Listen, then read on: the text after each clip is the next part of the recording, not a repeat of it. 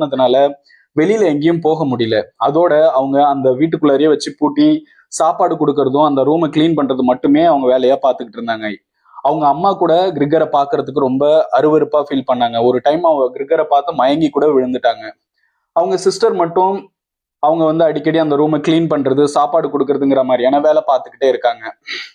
ஒரு டைமுக்கு மேல அவங்களுக்கு சம்பாதிக்கிற பணம் பத்தாததுனால அவங்க வீட்லயே ஒரு ரூமை வாடகைக்கு விடலான்னு முடிவு பண்ணி ஒரு 3 பேரை வாடகைக்கு வைக்கிறாங்க. அந்த 3 பேரும் அந்த வீட்டுல வாடகைக்கு பண்ணி ரொம்ப அதிகாரமோட அந்த வீட்டுல இருக்காங்க.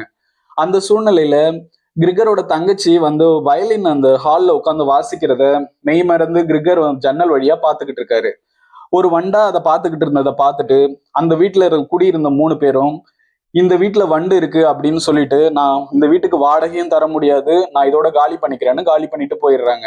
இதனால அவங்க ஃபேமிலியில இருக்க அவங்க சிஸ்டர், அவங்களோட அப்பா அம்மா எல்லாருக்கும்